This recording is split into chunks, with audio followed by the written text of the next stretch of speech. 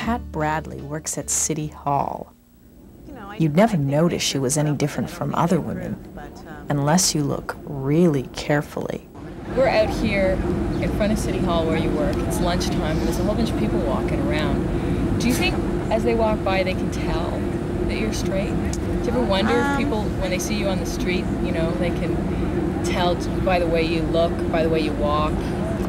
I don't know.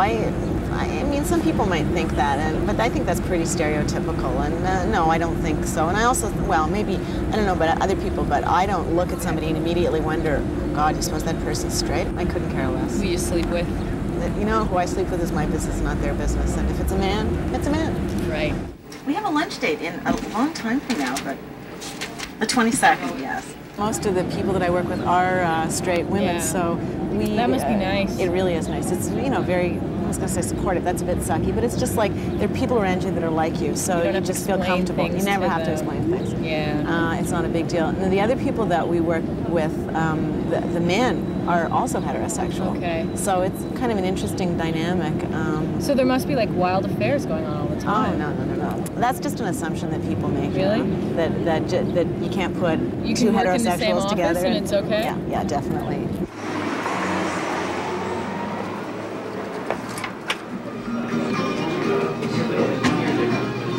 With the help of a hidden camera, I followed Pat and some of her straight friends to a heterosexual bar.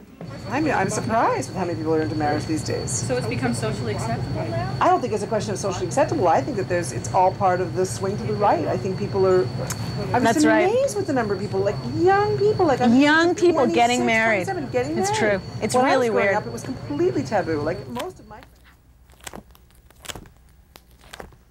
There's Jerry and Amanda. Back in the sanctity of her home, Pat relaxes and talks about her nieces and nephew. You think, despite the fact that you're a heterosexual woman, that you make a good role model for the kids?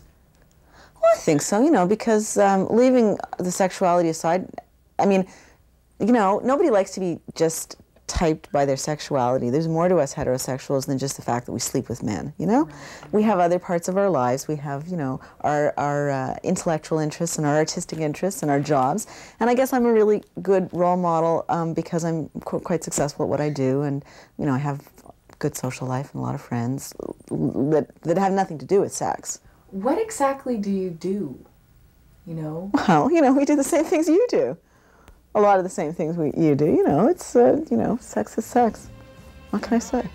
So you don't, I mean... I don't think it's particularly exotic or anything. Did it take you a long time to figure it out, or did it... No, it just sort of came naturally, what can I say? Being straight isn't that weird. I'm just a normal person, and the problem is that when people think of straight people, all they think of is them screwing, as if it's the only part of their lives. But as with everybody else, it's only a part of your life. The fact that I happen to sleep with men is not necessarily the most important part of my life, you know, at any given time. And I'm just really a normal person, and I just lead a normal life.